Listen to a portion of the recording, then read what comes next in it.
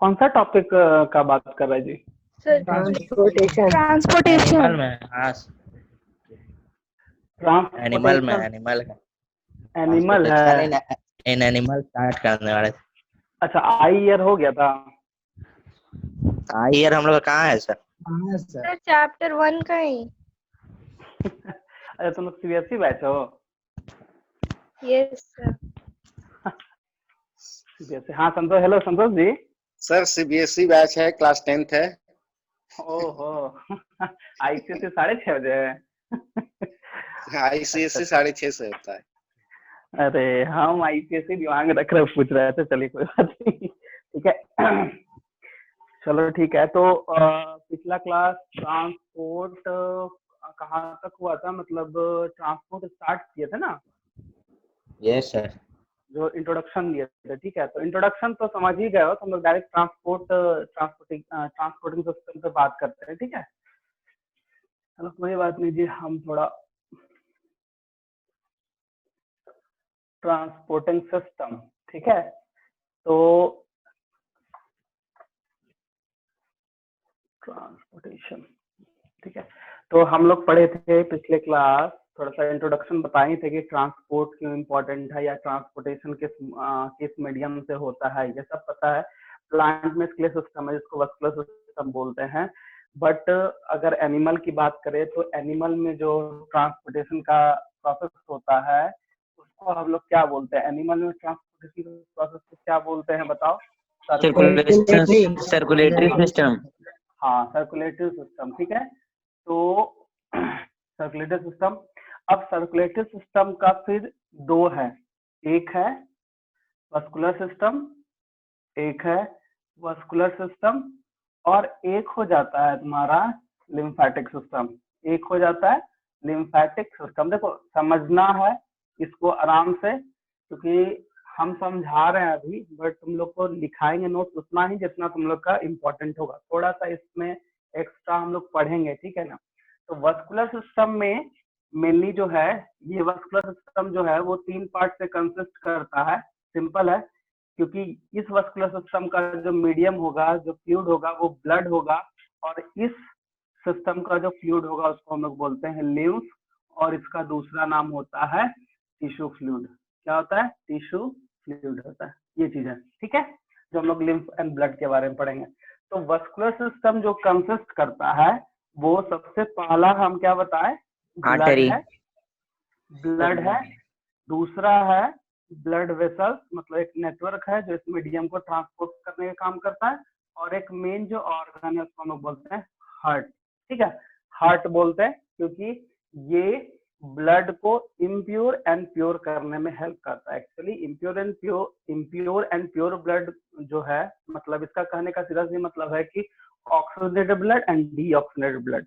तो oxygenated and deoxygenation ये lungs में होता है, बट बिना हार्ट के होने, क्योंकि हार्ट जो होता है वो पूरे ब्लड डीऑक्सीजन ब्लड को जमा करता है, फिर हार्ट फिर लंग्स के पास लेके जाता है, फिर वहां से। तो ये हम लोग इसमें मैकेनिज्म पढ़ेंगे जिसको हम लोग बोलते हैं कार्डियोवास्कुलर सिस्टम भी इसको बोला जाता है। तो ये वास्कुलर सिस्टम में हम लोग का मेनली 3 चीज है, ब्लड वेसल्स, हार्ट। इसमें भी वही है, लिम्फ है, लिम्फेटिक वेसल्स है, एंड लिम्फ नोड्स होता है जो कि इसका हार्ट की तरह काम करेगा। मतलब लिम्फ क्या है? एक तरह का न्यूट्रिटिव फ्लूइड है, टिश्यू फ्लूइड है, जो कि टिश्यू को प्रोटेक्ट करता है, न्यूट्रिएंट प्रोवाइड करता है, इस तरह का मैकेनिज्म होता है। हम लोग वास्कुलर सिस्टम का बात करते हैं, ठीक है। अब हम आज जो है स्टार्ट, हम लोग पूरा ये जो पूरा मैकेनिज्म है इस पे हम लोग ध्यान देंगे। लिम्फ जो है वो छोटा सा टॉपिक दिया है, इसमें पूरा नहीं पढ़ना हम लोग को। लिम्फ क्या है और क्या फंक्शन है, बस इतना पढ़ना, बट हम लोग समझेंगे पूरा। तो सबसे पहले स्टार्ट करते हैं वस्कुलर सिस्टम, और उसमें सबसे पहला टॉपिक जो है वो क्या है? ब्लड। तो हम लोग आज ब्लड पढ़ते हैं, ठीक है। और अभी जो तुम लोग को समझाएंगे टू द पॉइंट, जो जो लिखो यहाँ पे बोर्ड पे रहेगा उसको नोट करना। ये नोट में हम नहीं लिखाएंगे, इतना ध्यान रखना, ठीक है। क्योंकि ब्लड का सेल्स बहुत टाइप का होता है, बट हम लोग को आरबीसी, डब्ल्यूबीसी और प्लेटलेट्स ही जानना है। डब्ल्यूबीसी में 5 सेल्स है, उसके बारे में भी जानेंगे, बट नोट्स में हम लोग उसको एकेडमिक पॉइंट ऑफ व्यू से उसको वो इम्पोर्टेंट है। हाँ, वो इम्पोर्टेंट कहाँ है? तो एनटीएससी में दोगे या फिर 11th में अगर लेते हो तो वहां पे तुमको बहुत ज्यादा हेल्प मिलेगा, मतलब जाना पहचाना चीज लगेगा। तो थोड़ा सा हम एक्सप्लेन करेंगे हर एक टॉपिक में, ठीक है। तो सबसे फर्स्ट में हम क्या बताएं? Circulatory system. अगर हम बात करें एनिमल का, और अगर हम उसमें अगर हम वस्कुलर सिस्टम को लेते हैं तो उसमें सबसे पहले हम किसको लेंगे, ब्लड को। किसको लेंगे, ब्लड को। तो ब्लड क्या है, तो ध्यान रख, मोबाइल कनेक्टिव टिश्यू, ठीक है। 9th में पढ़े होंगे कनेक्टिव टिश्यू में ब्लड एंड लिम्फ आता है। क्यों कनेक्टिव टिश्यू में इसको रखा है, क्योंकि ये एक ऐसा फ्लूइड है जो एक दूसरे के ऑर्गन को, उसके फंक्शंस को कहीं ना कहीं ये कंप्लीट करने में, या फिर बोल सकते एक तरह से उसको सही से काम कराने में हेल्प करता है, या फिर जो एसेंशियल चीज है उसको पहुंचाने का काम कौन करेगा, ब्लड करेगा। हम पिछले क्लास में तुम लोग को बता चुके हैं कि हम लोग का जो बॉडी है वो बहुत ही ज्यादा कॉम्प्लेक्स ऑर्गेनाइजेशन है, और अगर कॉम्प्लेक्स है तो काम भी बहुत जल्दी होता है, और काम भी बहुत जल्दी होगा तो एनर्जी भी बहुत जल्दी चाहिए, और वो एनर्जी जो है वो कैसे मिलेगा, तो कहीं ना कहीं वो ब्लड रिस्पॉन्सिबल है जो हम लोग को एनर्जी प्रोवाइड कर पाता है, क्योंकि इसका काम होता है मेनली ऑक्सीजन को टारगेट सेल तक लेके जाना। ऑक्सीजन जाएगा तभी ग्लूकोज ब्रेकडाउन होता है, और ग्लूकोज ब्रेकडाउन होकर हम लोग को एनर्जी देता है, जो कि हम रेस्पिरेशन में पढ़े और न्यूट्रिशन में पढ़े कौन सा न्यूट्रिएंट एनर्जी रिलेटेड होता है। तो न्यूट्रिशन में ग्लूकोज समझ में आए, रेस्पिरेशन क्यों करते हैं, क्योंकि ऑक्सीजन चाहिए, और अब ये ऑक्सीजन को पहुंचाएगा सब जगह कौन, तो उसके लिए हम लोग सर्कुलेटरी सिस्टम पढ़ेंगे। तो उसमें जो है ब्लड है, सबसे पहले क्या होता है, it is a mobile connective tissue, और हम लोग जानते हैं कनेक्टिव टिश्यू जो होता है वो मोस्ट अबंडेंट टिश्यू होता है। 4 टिश्यू है प्रेजेंट है, तुम लोग सबको जानते हैं। उस चारों टिश्यू में कनेक्टिव टिश्यू जो होता है मोस्ट अबंडेंट है। अगर तुम बात करोगे बॉडी वेट का, हमारे बॉडी वेट का, तो अप्रॉक्स 30% बॉडी वेट का 30% कनेक्टिव टिश्यू होता है। ये सब भी है, तो इम्पोर्टेंट में दो तीन चीज जान लेना कि बाय वेट कितना परसेंट है, तो 30% है connective tissue. Most abundant tissue कौन है, तो कनेक्टिव टिश्यू है, ये जान सकते हो, ठीक है। अब हम लोग आते हैं ब्लड में, तो blood it is a mobile connective tissue, और इसका काम होता है ट्रांसपोर्ट करना है। जब इसका काम बोलता है ट्रांसपोर्ट कराने का, तो ट्रांसपोर्ट मेनली किसका होता है, तो रेस्पिरेटरी गैसेस, उसके अलावा हार्मोन भी होता है, वेस्ट मटेरियल भी होता है, बहुत सारा मॉलिक्यूल जो है वो ट्रांसपोर्ट करता है from one place to another place. But mainly अगर ट्रांसपोर्ट या सर्कुलेट की बात करेंगे तो ब्लड का मेनली काम क्या है, तो ब्लड का मेनली काम है रेस्पिरेटरी गैसेस को लेके जाना, लेके आना। रेस्पिरेटरी गैसेस में O2 एंड CO2। तो पहला ब्लड का काम हो गया कि मूवमेंट या फिर transportation of O2 and CO2 या रेस्पिरेटरी गैसेस, पहला काम। दूसरा काम है कि ब्लड का काम होता है हमारे बॉडी को फॉरेन पार्टिकल से या हार्मफुल सब्सटेंस से बचाना, मतलब एक तरह का डिफेंस मैकेनिज्म भी ये शो करता है। कैसे करता है हम लोग आगे इसमें देखेंगे। तो सबसे फर्स्ट में blood is a mobile connective tissue, और अगर ये डिवाइड इसको करते हैं तो एक पार्ट बनता है प्लाज्मा से और एक पार्ट बनता है ब्लड सेल से। ये जो टर्म है ये बहुत ज्यादा चेंज हो रहा है, कहीं कहीं कॉर्पसल्स भी लिखा रहेगा, ब्लड कॉर्पसल्स, या फिर कहीं कहीं लिखा रहता है formed element. Formed element, actually formed element में यहाँ पे हम लोग देखते हैं कि ये सेल है, इसलिए हम ब्लड सेल्स कॉमन याद करने के लिए लिखेंगे। बट ये और ये वर्ड, ये सबसे ज्यादा फॉर्म्ड एलिमेंट सबसे ज्यादा तुमको वर्ड मिलेगा, मतलब ये दो वर्ड तुमको मिलेगा कि ब्लड किससे कंसिस्ट करता है, प्लाज्मा एंड फॉर्म्ड एलिमेंट से। अब कितना कौन कितना परसेंट वो ऑक्युपाई करता है, तो प्लाज्मा इज अ 55% कंस्टिट्यूशन, अगर 100% बात करें, ये 45%। ध्यान रखना, परसेंटेज भी याद कर सकते हो, ये भी इंपॉर्टेंट है क्योंकि इसमें डाटा वगैरह बहुत दिखेगा तुमको, ये है। अब प्लाज्मा को फिर हम डिफाइन करते हैं। तो प्लाज्मा जो होता है, समझना, प्लाज्मा जो है वो क्या है, ये एक स्ट्रॉ कलर का स्लाइटली एल्कलाइन फ्लूइड है। हम यहाँ लिख रहे हैं, नोट करते जाना। It is a straw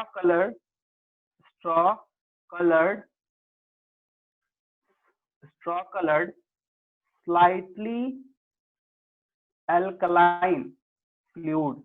alkaline, तो एल्कलाइन जब होगा तो pH 7.4, इसको याद रखना, ठीक है। कहीं कहीं 7.5 भी रहता है, तो 7.4, ठीक है। स्लाइटली एल्कलाइन फ्लूइड, क्या बोलेंगे, फ्लूइड, बस, ठीक है। अब ये कंसिस्ट किससे किससे करता है, तो डायरेक्टली हम यहाँ पे लिखते हैं इस तरह से बना के, ध्यान देना। ये कंसिस्ट किससे करेगा, तो दो पार्ट से कंसिस्ट करता है। एक को बोलते हैं हम लोग क्या, तो वाटर, क्या बोलेंगे, वाटर। और एक को बोलेंगे क्या, सॉल्यूट। क्या बोलेंगे, सॉल्यूट। इसमें भी परसेंटेज है, तो अप्रॉक्स 92% वाटर से बनता है और सॉल्यूट जो है वो तुम्हारा 8%। कम बेसी हो सकता है, बार बार बोले डाटा थोड़ा मोड़ा एक दो इधर उधर होगा, लेकिन अकॉर्डिंग टू एनसीईआरटी चल रहा है। तो तुम्हारे बुक्स में ऐसा कुछ डाटा नहीं दिया हुआ है, बट 11th में अगर हम इस तरह से तुमको दिख जाएगा। तो वाटर 92%, सॉल्यूट 8%। अब सॉल्यूट्स में भी तुमको इम्पोर्टेंट चीज जो समझाना है वो हम समझाने के लिए इसको डिवाइड कर रहे हैं। तो इसमें बहुत कुछ प्रेजेंट है। तो एक प्रोटीन के बारे में पढ़ेंगे और इधर जो है electrolytes, mineral, vitamin, organic compound जो एसेंशियल, वो सब सॉल्यूट्स में ही आता है। बट हम लोग प्रोटीन के बारे में, प्लाज्मा प्रोटीन के बारे में, अगर हम प्रोटीन की बात करें तो अप्रॉक्स 7% प्रोटीन होगा और 1% के केस में इलेक्ट्रोलाइट्स है। देखो 7-8% यहाँ पे दिख रहा है, ठीक है, इस तरह से। तो तुम ये भी डिवीजन लिख सकते हो, ये भी लिख सकते हो। एक्चुअली तुमको सबसे ज्यादा बुक्स में जो है वाटर एंड सॉल्यूट्स वो ज्यादा दिखने को मिलेगा, तो यही लिख दो, इसको डिवाइड कर लेना। प्रोटीन के बारे में हम लोग को पढ़ना है क्योंकि इसका बहुत सारा फंक्शन है, क्योंकि ब्लड सेल का कुछ फंक्शन इसी से प्रोटीन से रिलेट होता है, ठीक है। इसको नोट करो, इसको नोट करो, ये इंपॉर्टेंट है तुम्हारे लिए एकेडमिक पॉइंट ऑफ व्यू से। तो हम साथ साथ में लिखा दे रहे हैं, अलग से लिखाने की जरूरत नहीं पड़ेगा, और हम बता देंगे कौन कौन क्या इंपॉर्टेंट है, तुमको कैसे पढ़ना है, ठीक है। बस इसको नोट करो। और ब्लड सेल्स फॉर्म्ड एलिमेंट में जो होता है वो 3 सेल्स है, आरबीसीज और डब्ल्यूबीसीज, और होता है प्लेटलेट्स। यहाँ ध्यान दोगे एक और चीज, तो आरबीसी का जो टर्म है वो है इराइथ्रोसाइट। इरियो का मतलब होता है रेड कलर होता है, इरियो, ठीक है। और इसका होता है ल्यूकोसाइड। तुम लोग पढ़े होगे 9th में, प्लास्टिड 3 टाइप का था, ल्यूकोप्लास्ट, क्लोरोप्लास्ट, क्रोमोप्लास्ट। तो ल्यूको का मतलब होता है कलरलेस, और यहाँ पे डब्ल्यूबीसी व्हाइट ब्लड सेल्स बोलते हैं, और प्लेटलेट्स का नाम है थ्रोम्बोसाइट। ये इसका टर्मिनोलॉजी है, इसको याद रखना भी बहुत इंपॉर्टेंट है, कभी कभी इस तरह से क्वेश्चन पूछ सकता है, ठीक है। ये क्या है नहीं है, बस इसको नोट करो फटाक से। फिर हम लोग प्रोटीन के बारे में थोड़ा सा पढ़ेंगे, फिर हम लोग उधर सेल्स में जाएंगे। और अगर तुमको ब्लड सेल्स का डेफिनेशन या फॉर्म्ड एलिमेंट का विश्लेषण चाहिए, बस डायरेक्ट लिखो, it is present in fluid in suspended form. Suspended रहता है, प्रेजेंट इन सस्पेंडेड फॉर्म, बस it is present in suspended form. Cells वगैरह इसीलिए सस्पेंडेड रहता है, उसमें मतलब रहता है, ठीक है। ये चीज नोट करो।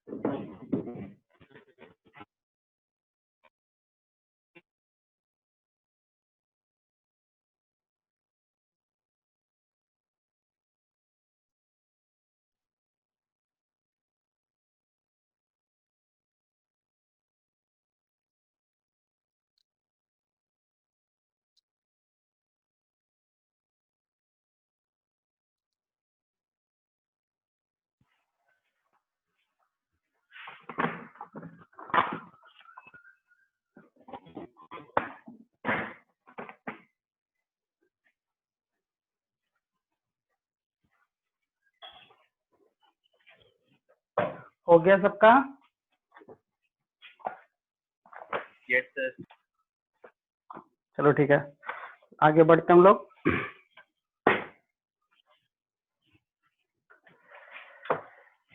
प्लाज्मा प्रोटीन के बारे में पढ़ना है।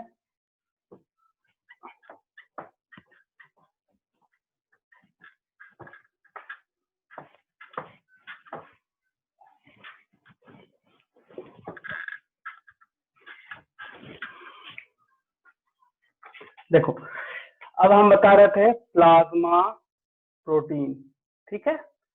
तो वो मेनली कितना प्रेजेंट है, तो 4 प्रेजेंट होता है, मेनली 3 प्रेजेंट दिखेगा, चौथा भी बताना इम्पोर्टेंट इसलिए बता रहे हैं। तो सबसे पहला जो है एल्ब्यूमिन, क्या होता है एल्ब्यूमिन, दूसरा ग्लोब्यूलिन और तीसरा फाइब्रिनोजन, ये होता है। तो एल्ब्यूमिन का काम होता है ऑस्मोटिक एंड इलेक्ट्रोलाइटिक बैलेंस, ठीक है। ग्लोब्यूलिन का काम होता है, ये डिफेंस मैकेनिज्म शो करता है, मैकेनिज्म पूरा लिख देते हैं, मैकेनिज्म, ठीक है। और फाइब्रिनोजन का काम होता है क्लॉटिंग मैकेनिज्म में हेल्प करता है, हेल्प इन क्लॉटिंग मैकेनिज्म।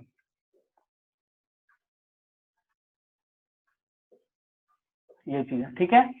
अब एक है, अभी हम तुमको चीज और बता रहे थे, ठीक है। चौथा प्रोटीन ये भी है, क्या इंपॉर्टेंट है ये समझ लो।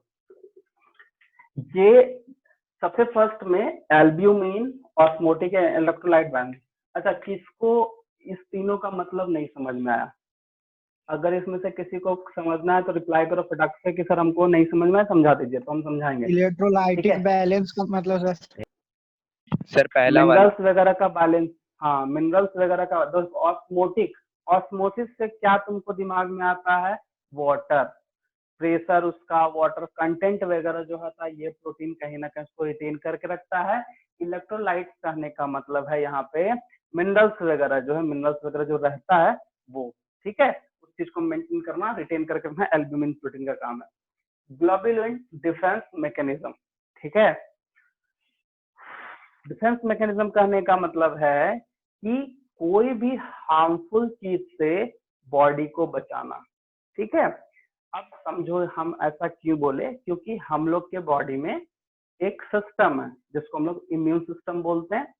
उस सिस्टम का काम है एंटीबॉडी को बनाना, और वो एंटीबॉडी बनाने के लिए प्रोटीन का जरूरत पड़ता है, और वो प्रोटीन होता है ग्लोब्यूलिन। और वो ग्लोब्यूलिन अगर मिलेगा, अगर जहां जहां प्रेजेंट होगा वहां एंटीबॉडी बनाने का काम करता है।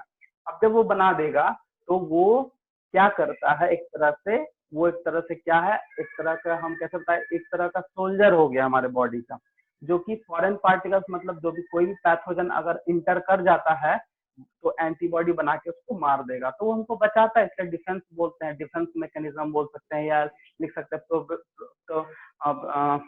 प्रोटेक्ट अगेंस्ट हार्मफुल, या फिर बोल सकते हैं प्रोटेक्ट अगेंस्ट पैथोजन, या फिर हार्मफुल माइक्रोब्स, बहुत तरह है, मतलब एक तरह का हम लोग को बचाता है वो, ये चीज है, ठीक है।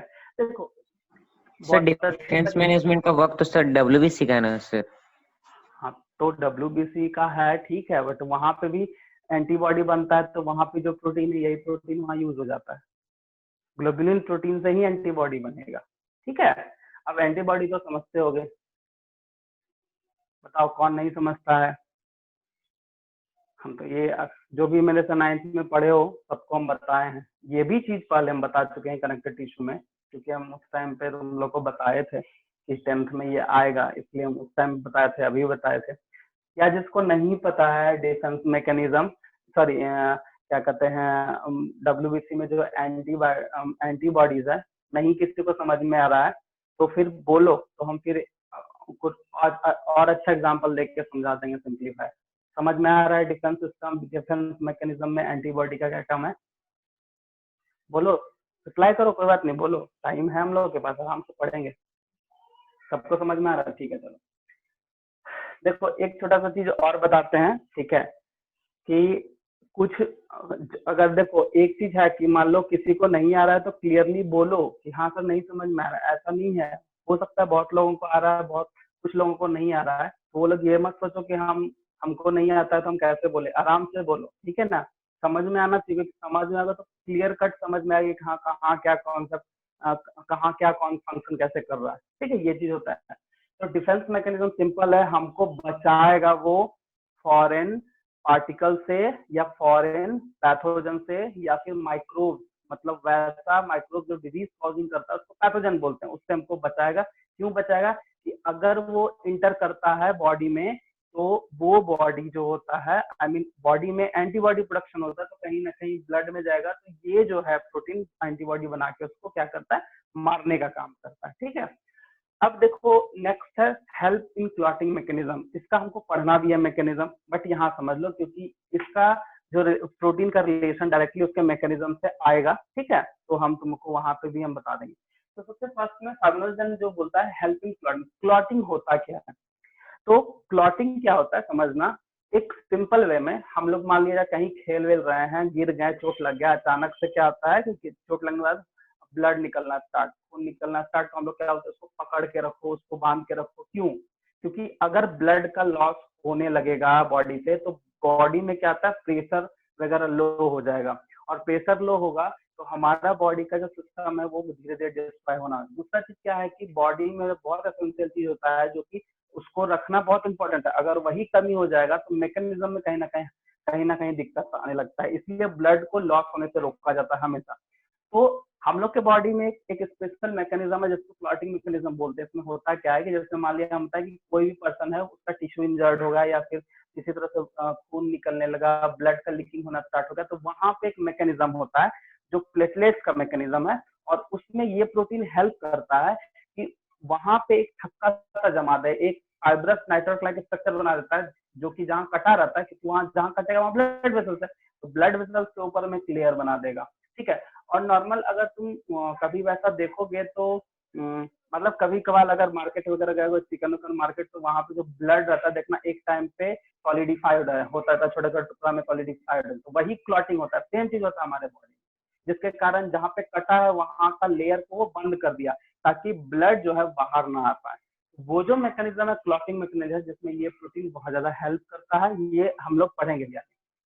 अब एक हिपैरिन, अभी हम तुमको चीज बताएं कि ब्लड में एक ऐसा प्रोटीन है जो क्लॉटिंग मैकेनिज्म में हेल्प करता है। तो ये एक सवाल आता है कि आखिर जब वो कटने के बाद क्यों काम करता है, वो इनसाइड बॉडी क्यों नहीं हो जाता है? क्योंकि वहां पे एक एंटी क्लॉटिंग मैकेनिज्म है जो प्रोटीन हेल्प करता है, वो है हिपैरिन। ये क्लॉटिंग मैकेनिज्म को वहां पे रोक के रखता है, इनसाइड बॉडी बोल सकते हो या इनसाइड ब्लड वेसल्स बोल सकते हो। तो इसका काम है prevention of clotting mechanism inside body और ब्लड वेसल्स। जो यूज करना चाहते हो यूज कर सकते हो, कोई गलत कहीं कुछ नहीं होगा। तो ये है तुम्हारा प्लाज्मा प्रोटीन। समझ में आ गया? किसी को दिक्कत है? आखिरी वाला एक और बार बता दीजिए सर, हिपैरिन वाला। हाँ ठीक है, देखो कोई बात नहीं। ठीक है, देखो हम क्या बताएं कि फाइब्रिनोजन है, तो हमारे बॉडी में वो क्लॉट क्यों नहीं करता है? हमारे बॉडी के अंदर भी क्लॉट कर सकता है ना ब्लड, कटने के बाद ही क्यों क्लॉटिंग मैकेनिज्म होता है?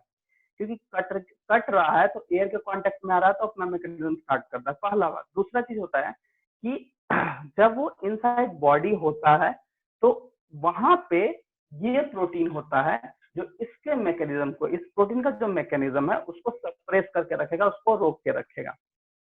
ठीक है, इनसाइड बॉडी ये प्रोटीन होता है, ठीक है, जो कि उसके मैकेनिज्म को प्रिवेंट करता है। तो प्रिवेंट कर लिया, सिंपल है। ठीक है सर मीन सर ये फाइब्रिनोजन सर हमारे बॉडी में इनएक्टिव फॉर्म में रहता है सर, नॉर्मल कंडीशन में इनएक्टिव फॉर्म में नहीं रहता, वो रहता है एक्टिव में।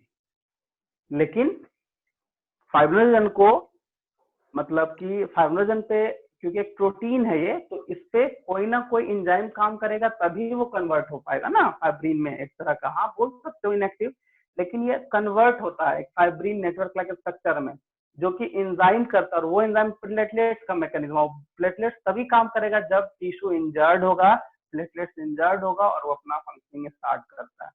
दूसरा चीज यहाँ पे हम लोग देखेंगे कि इस प्रोटीन के फंक्शन को ये सप्रेस करके रखा हुआ हिपैरिन। अगर ये नहीं होगा तो फिर ये होना स्टार्ट हो जाएगा बॉडी। ठीक है, ये चीज होता है, ऐसा हो सकता है। इसीलिए इनसाइड बॉडी ये प्रोटीन फाइब्रिनोजन के मैकेनिज्म को थोड़ा सप्रेस करता है। इसको एंटीकोगुलेटिंग प्रोटीन भी बोलते हैं। कोगुलेशन का मतलब होता है जमना, वही चीज है। ठीक है, तो ऐसा बोला जाता है। समझ में आया? ठीक है, देखो इसमें से कोई भी प्रोटीन तुम्हारे 10th एकेडमिक के लिए कोई भी काम नहीं करेगा, क्लियरली बता दे रहे हैं।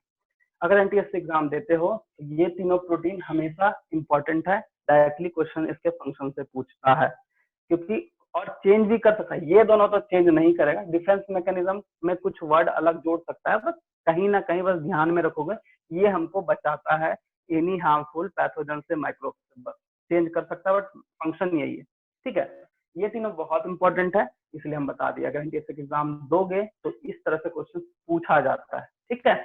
और दूसरा चीज है कि तुम्हारे 11th में जब जाओगे तो 11th में डायरेक्ट इस तरह का तुमको एनसीईआरटी में मिल जाएगा, और ये हमेशा मेडिकल पॉइंट ऑफ व्यू से, जो भी मेडिकल का सोच रहे हो आगे के लिए, मेडिकल पॉइंट ऑफ व्यू से ये बहुत इंपॉर्टेंट है। और मैच द कॉलम, ऑप्शंस या फिर मल्टीपल चॉइसेस का क्वेश्चन बहुत ज्यादा इससे पूछता है, इवन कि 10 साल में दो तीन बार इसको रिपीट कर चुका है, 2 से 3 बार रिपीट कर चुका है इस तरह का क्वेश्चन, ठीक है, चाहे पैटर्न कुछ भी हो। तो ये एकेडमिक के लिए इंपॉर्टेंट नहीं, बट इसको नोट कर लो, इसलिए इसमें नोट्स वगैरह ज्यादा लिखाएंगे नहीं, बस इसका फंक्शन को याद रखना। नोट करो जल्दी, उसके बाद हम लोग सेल में जाते हैं।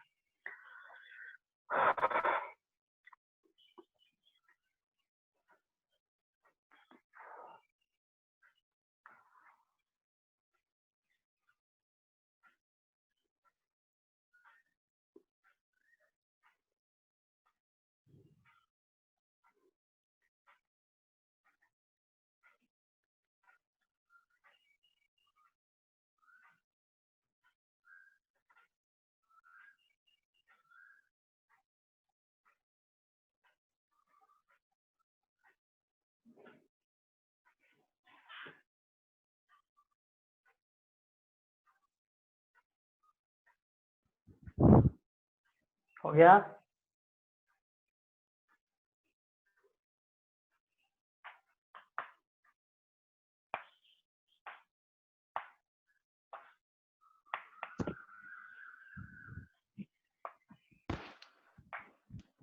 फाइब्रिनोजेन भी, और सर ये फाइब्रिनोजेन भी एक बार बता दीजिए ना, भूल गया क्या बता। देखो फाइब्रिनोजन एक तरह का ऐसा प्रोटीन है जो क्लॉटिंग मैकेनिज्म में हेल्प करता है, ठीक है।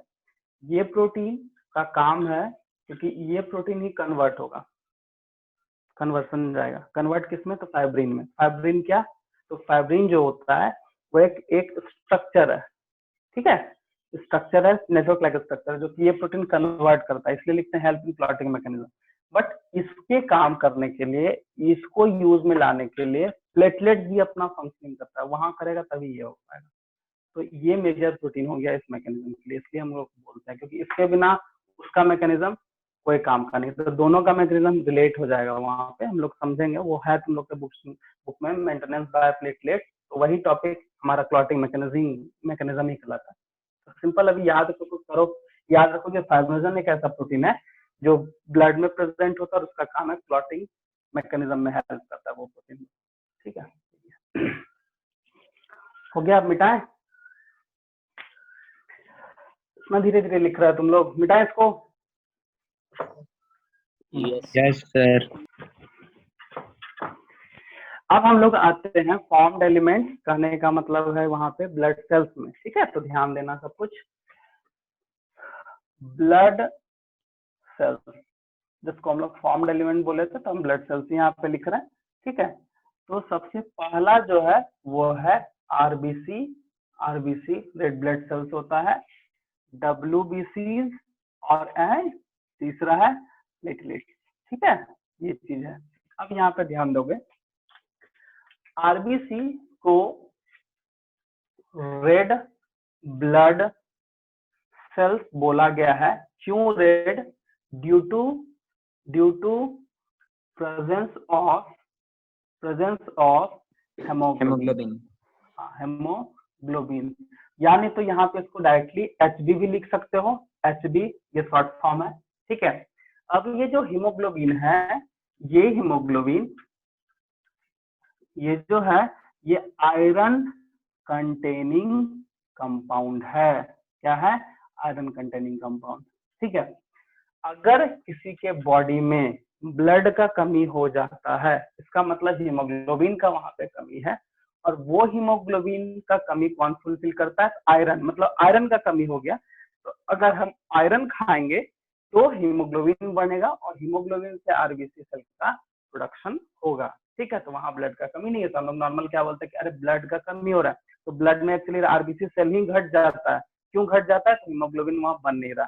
क्यों नहीं बन रहा? क्योंकि आयरन नहीं मिल रहा है। अब आयरन हम लोग लेंगे in the form of food है, जैसे एग्जाम्पल के तौर पर आयरन खाने के लिए तुम सेब खा सकते हो, उसके बाद फिर तुम्हारा पपीता खा सकते हो, केला खा सकते हो, चना ले सकते हो, तो ये सब में आयरन, पालक साग वगैरह खा सकते हो, तो इस सब में आयरन है। ठीक है, ये चीज है।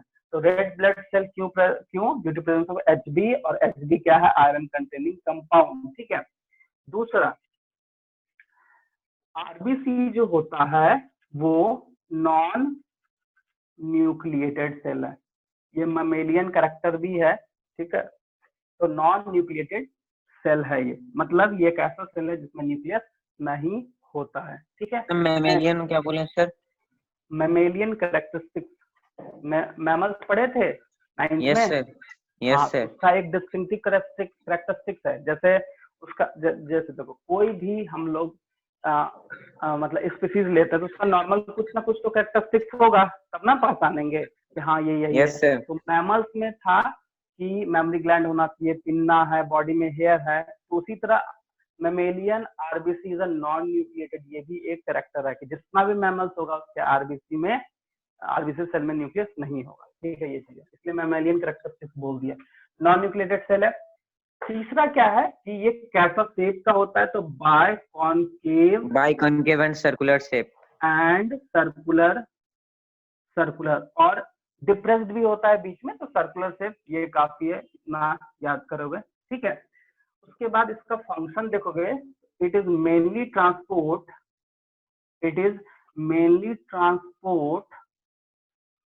रेस्पिरेटरी गैसेस होता है। ठीक है, रेस्पिरेटरी गैसेस। अब रेस्पिरेटरी गैसेस में हम क्या बताए थे? याद करो, क्या बताए थे? CO2 and CO2 and oxygen. CO2 and oxygen. हाँ, अब देखो ब्लड का मेन काम वही है, लेकिन इसके अलावा बहुत कुछ ट्रांसपोर्ट करता है, इसलिए ट्रांसपोर्टिंग सिस्टम। अच्छा, एक चीज ये कि O2 एंड CO2 को ही क्यों लेके जाएगा? क्योंकि हीमोग्लोबिन जो होता है, ये HB आई मीन हीमोग्लोबिन, हम यहाँ एक अच्छा चीज लिख रहे हैं, यहाँ ध्यान देना।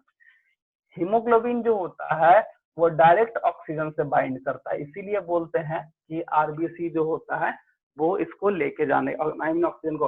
अगर 1 मॉलिक्यूल ऑफ हीमोग्लोबिन होगा तो 4 मॉलिक्यूल ऑफ ऑक्सीजन को लेके जाएगा। ठीक है, इसीलिए मैक्सिमम से मैक्सिमम आरबीसी जो होता है, एक हीमोग्लोबिन, ठीक है, और एक से ज्यादा हीमोग्लोबिन मिलके आरबीसी बन रहा है ना। ठीक है, इस तरह का ये मैकेनिज्म होता है कि एक हीमोग्लोबिन जो होता है 4 ऑक्सीजन को लेके जाता है। तो इसका मेनली चीज यही है। कुछ और एक्स्ट्रा चीज है, उसको भी तुम नोट कर ही लो, वो इम्पोर्टेंट है। जैसे इसका लाइफ स्पैन, ये कितना दिन तक जिंदा रहेगा? 120 डेज।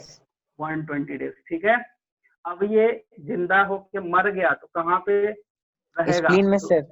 हाँ, ग्रेवयार्ड ऑफ आरबीसी,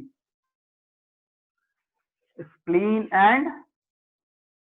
तो होगा ही, और इसका मेन जो है वो लीवर है। ठीक है, ये चीज है।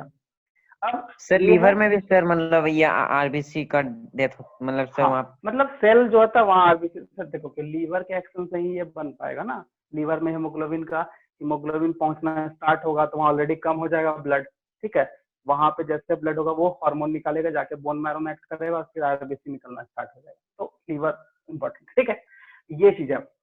उसके बाद फिर सर स्प्लीन कहाँ पर लोकेटेड है सर? स्प्लीन हमारा जो है वो मतलब चेस्ट के ही पास रहता है। स्प्लीन छोटा सा पार्ट है, इसी जगह रहता है। ठीक है, ये चीज है। अब देखो हम लोग ये इतना इसका जनरल कैरेक्टरिस्टिक्स में, जैसे ये इम्पोर्टेंट बहुत है, हीमोग्लोबिन, आयरन, ये वाला याद करना, ये सब जो है ये याद कर सकते हो। इसका मेन काम जो है ये है, बता दिए। ये सब एक्स्ट्रा है, याद रहा तो ठीक, बट ये मतलब एनटीएससी के लिए इम्पोर्टेंट है, वहां से इस तरह का क्वेश्चन, इससे रिलेटेड क्वेश्चन वहां पूछता है। अब यहाँ पे हीमोग्लोबिन का बात करेंगे, हीमोग्लोबिन परसेंटेज का। तो हीमोग्लोबिन परसेंटेज जो है वो ग्राम में होता है, हमेशा ध्यान रखना। तो यहाँ पे थोड़ा डिफरेंस है कि मेल और फीमेल में थोड़ा डिफरेंस हो जाता है कि फीमेल में जो है 11 to 13 gram 100 ml of blood में 100 ml पर ml ऑफ ब्लड में क्या होगा, इतना ग्राम प्रेजेंट होगा, ये नॉर्मल है। और मेल में 12 से 14 ग्राम 100 ml पर 100 ml, ठीक है। मतलब 100 ml ब्लड लोगे तो एक हेल्दी वुमेन का मिनिमम 11, उससे अगर कम हो गया मतलब वो एनेमिक पेशेंट है, मतलब कि आरबीसी का सर मिलीग्राम ना सर? नहीं, ग्राम ही है तो मिलीग्राम, एमएम थोड़े है, जीएम ग्राम में होता है आई थिंक। सर इसमें मिलीग्राम लिखा हुआ है सर बुक में। अच्छा ठीक है, उसको ग्राम में होता है, मिलीग्राम लिखा है, चलो कोई बात नहीं, एमएम लिखा हुआ है ना, ठीक है एमएम ही कर लेते हैं, मिलीग्राम, ठीक है। तो मिलीग्राम में, ठीक है, इसको ध्यान रखना। एमजी लिखा है सर, एमजी। होगा सर, वही हम भी वही बोल रहे थे, जीएम हम उल्टा लिख दिए थे, ठीक है, एमजी सही बोले, ठीक है, एमजी मिलीग्राम में, ठीक है। तो फीमेल में कम है, मेल में ज्यादा, ये हीमोग्लोबिन है। और अगर ब्लड का बात करोगे, पूरे ब्लड का, पूरे ब्लड फ्लूइड का बात करते हैं, तो ध्यान रखना कि मेल में 5 लीटर होता है अप्रॉक्स, और फीमेल में 4.5 लीटर होता है, ये होता है ऐसा, ठीक है। पूरे एक टोटल एवरेज एडल्ट पर्सन, ठीक है, एडल्ट पर्सन, ठीक है, जो ब्लड वॉल्यूम है ये होगा, इसको ध्यान रखना, ठीक है। ये चीज है, ये है तुम्हारा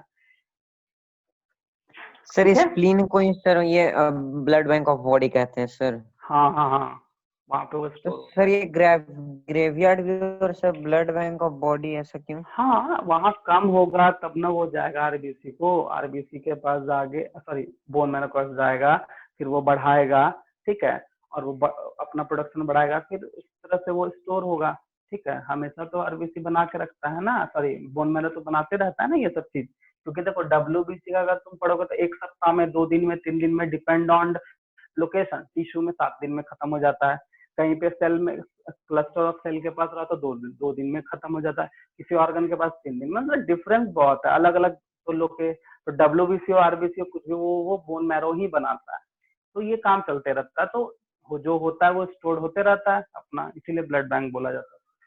समझ में आ गया इसको, क्यों हम आरबीसी? तो देखो इसका ये कैरेक्टरिस्टिक है, फंक्शन बस एक है, इसको याद कर लेना बस, और इसमें कुछ नहीं है, ठीक है, इसको नोट करो, इसको नोट करो। और हाँ सुन लो, नोट बाद में करना, थोड़ा इधर ध्यान दो, ठीक है। प्लेटलेट का बता देते हैं, प्लेटलेट जो प्रेजेंट, हाँ प्लेटलेट जो होता है, ठीक है ना, उसका, सॉरी आरबीसी का,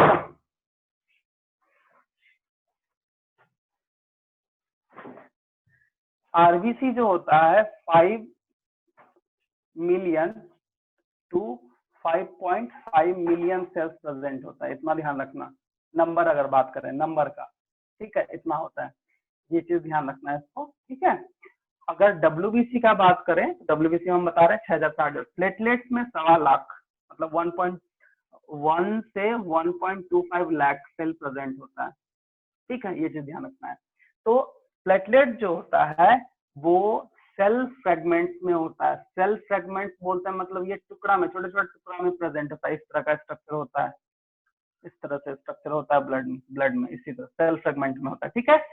और इसका मेन का काम है, it help in regulate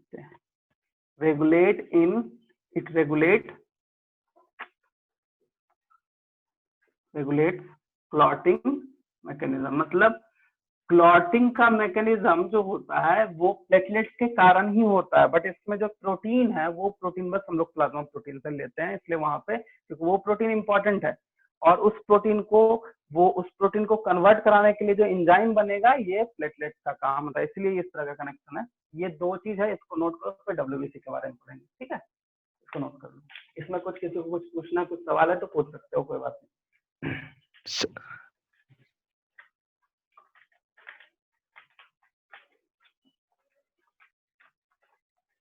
sir बोलो।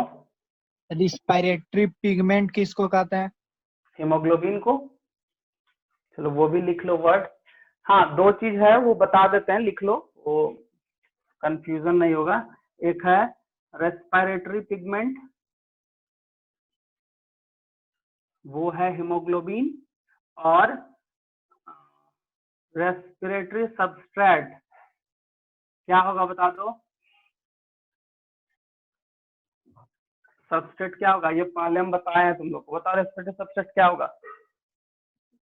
पिगमेंट भी जान लिए, रेस्पिरेटरी गैसेस भी जान लिए, तो सबस्ट्रेट, सबस्ट्रेट का मतलब समझ में आ रहा है किसी को, या फिर मतलब जिसको नहीं समझ में, किसी को समझ में तो आ ही रहा होगा, जिसको नहीं समझ में आ रहा है पूछोगे सबस्ट्रेट क्या होता है, या तुम लोग कोई आंसर करोगे सब व्हाट इज सबस्ट्रेट।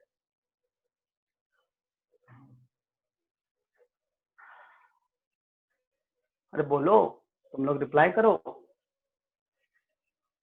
कोई कुछ नहीं बोल रहा है, जबकि हम ये चीज रेस्पिरेशन में भी बताएं। बताओ, हम पढ़ाई लिखाई नहीं कर रहा तुम लोग, है ना।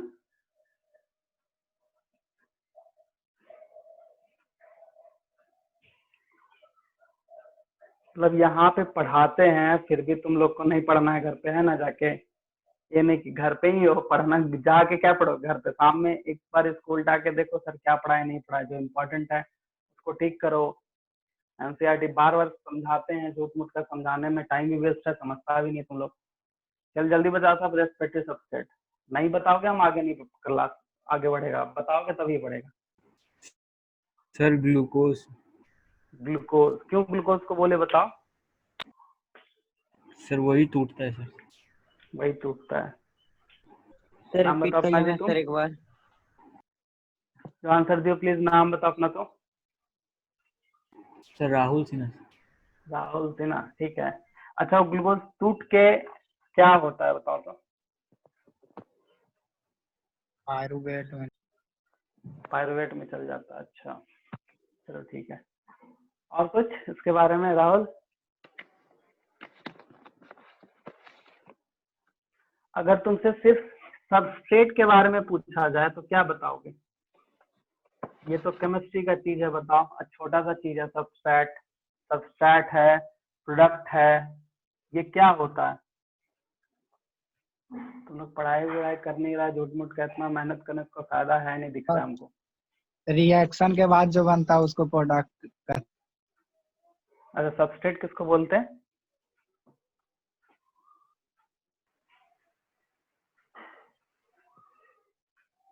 बताओ। सौरभ, शुभम, क्या नाम है तुम्हारा, भूल जाते हैं। सौरभ, नहीं जानते हैं सर। तुमको तो बताएं बाबू हम, बताओ कहाँ था ध्यान तुम्हारा। और हम ये रेस्पिरेशन में भी तुम लोग को बताए हैं। सबस्ट्रेट का मतलब होता है कि जिसपे रिएक्शन होना है, जिसको टूटना है, ठीक है। सिंपल सा चीज है, सपोज दैट मान लिया जाए मेरे पास प्रोटीन है, ठीक है।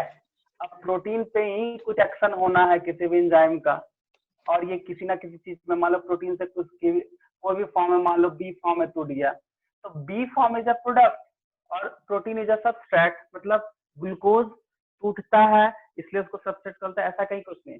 मतलब सिंपल एक कॉमन सा चीज याद रखो, जो जैसे मान लो कोई भी ऑर्गेनिक मॉलिक्यूल है, ठीक है, या फिर कोई मॉलिक्यूल है, वो रिएक्शन में इन्वॉल्व हो रहा है, आई मीन उस पर कुछ एक्ट करेगा, उस पर कोई काम करेगा और वो स्प्लिट हो जाएगा, वो टूट जाएगा। तो जिसपे काम कर रहा है वो सबस्ट्रेट, और जो स्प्लिट बन के जो फॉर्म है वो प्रोडक्ट, ठीक है। तो रेस्पिरेटरी प्रोडक्ट और रेस्पिरेटरी सबस्ट्रेट जो है वो ग्लूकोज हो गया, ठीक है। जो आंसर दिए थे राहुल, वो हो गया ग्लूकोज। अब ये जब टूटेगा तो पायरुवेट तो ठीक है बाबू, लेकिन ये एटीपी में बनाएगा, जो पायरुवेट बोलेगा वो भी ठीक है, बट ग्लूकोज कभी भी टूटता है कंप्लीटली तो एटीपी का फॉर्मेशन करता है। सिंपल, ये चीज तुम लोग को आंसर करना पड़ेगा। वहां पे तुम पायरुवेट बोलोगे तो वो इंटरमीडिएट स्टेज हो गया। ग्लूकोज अल्टीमेटली ब्रेक होकर किसमें बनता है, एटीपी में। और हम लोग जानते हैं कि एनर्जी रिलेटेड जो न्यूट्रिएंट है वो ग्लूकोज है। ऐसे भी गर्मी में बहुत सारा ऐड देखते हैं ना, ग्लूकॉन डी, ऑरेंज फ्लेवर, नींबू फ्लेवर, जितना भी फ्लेवर है सब पियो, सब एनर्जी तुरंत आता है। क्यों, क्योंकि वो लिक्विड फॉर्म है, ग्लूकोज है, वो जाएगा बॉडी में, ऑक्सीजन जाएगा, तुरंत टूटेगा, ब्रेक मतलब एनर्जी प्रोवाइड करेगा, हम लोग फिर अच्छा फील करेंगे और क्या। तो सबस्ट्रेट जो है वो है तुम्हारा क्या, वो है ग्लूकोज, इसको ध्यान रखोगे। सबस्ट्रेट क्या है? ग्लूकोज है, रेस्पिरेटिव सबस्ट्रेट, क्योंकि ये रेस्पिरेशन में हेल्प आता है तो ग्लूकोज।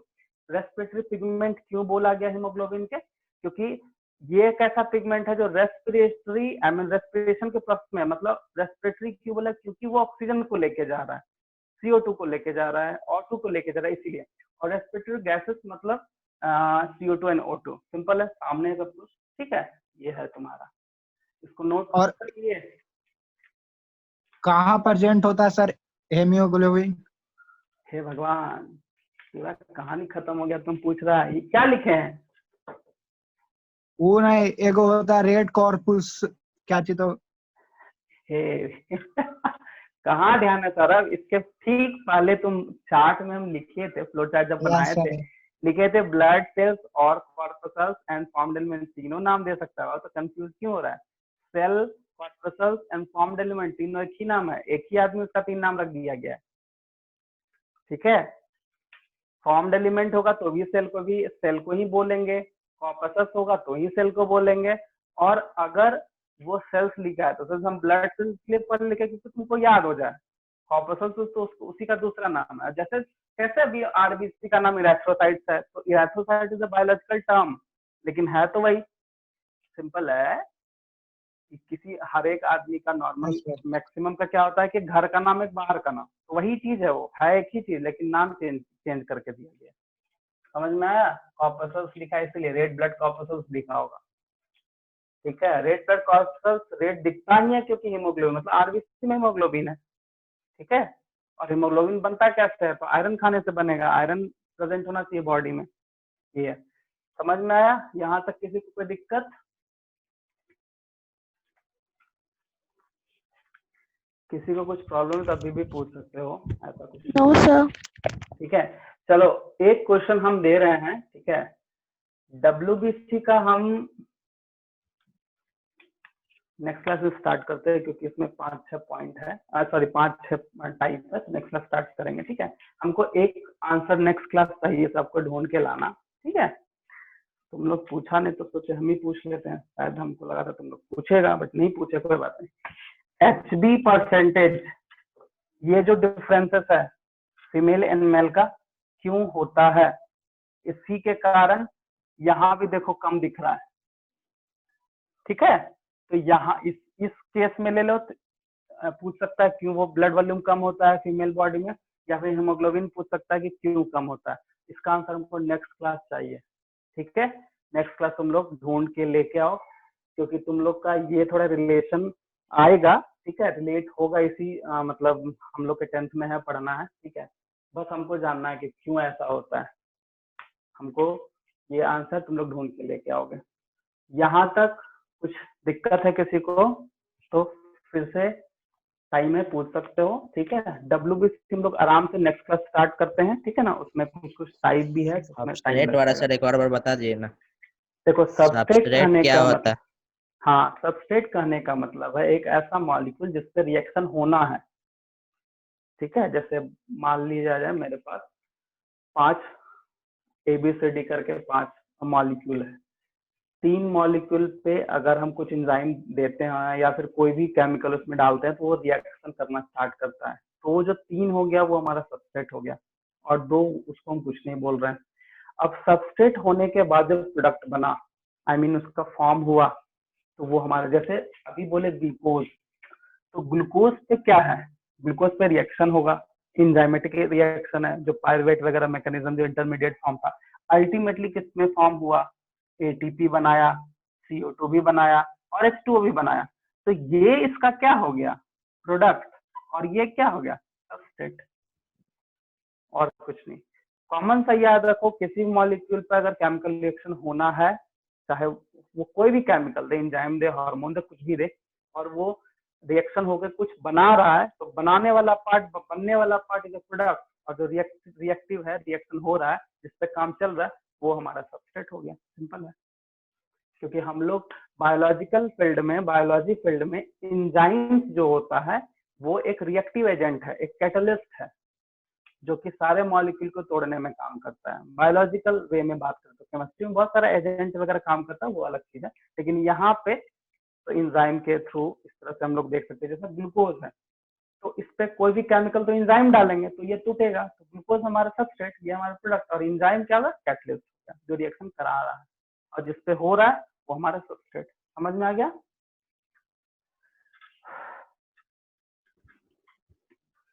ठीक है, चलो Yes. समझ में आ गया। तो क्वेश्चंस को ध्यान रखना, ठीक है। ये वाला क्वेश्चन हम पूछे HB परसेंटेज क्यों कम होगा फीमेल में, या फिर ब्लड वॉल्यूम क्यों कम होगा, ये आंसर नेक्स्ट क्लास हमको चाहिए। क्लास से हम आगे स्टार्ट करेंगे और रीजन फिर बताएंगे, ठीक है, क्या है नहीं है। बहुत ही लॉजिकल कॉन्सेप्ट है, क्योंकि ये हमारा आगे भी मिलेगा, बट ऐसा कहीं कुछ है नहीं तुम्हारे, बट हम ये आया तो हम बता दिए इसलिए, क्योंकि थोड़ा सा नॉलेज एक्स्ट्रा होना बहुत इंपॉर्टेंट है। एक्स्ट्रा क्या, ये पार्ट ही है, बॉडी का फंक्शन ही है, इसलिए। ठीक है, ये चीज हो गया, समझ गए? और कुछ भी और पूछना है किसी को?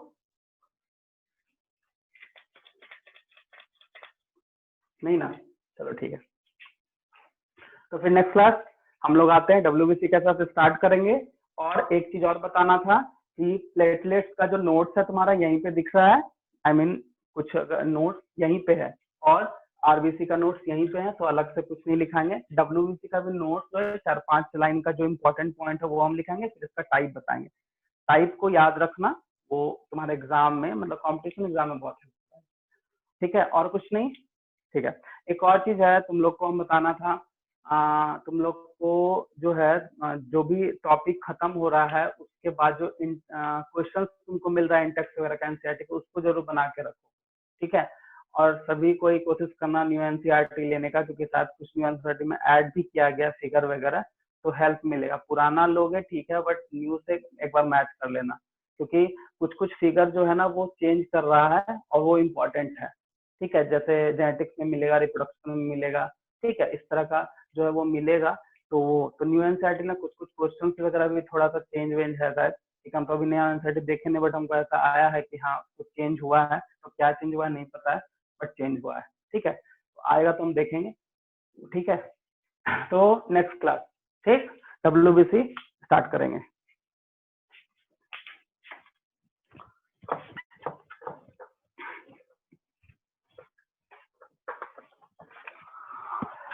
सबको रिवाइज करते रहो, ठीक है।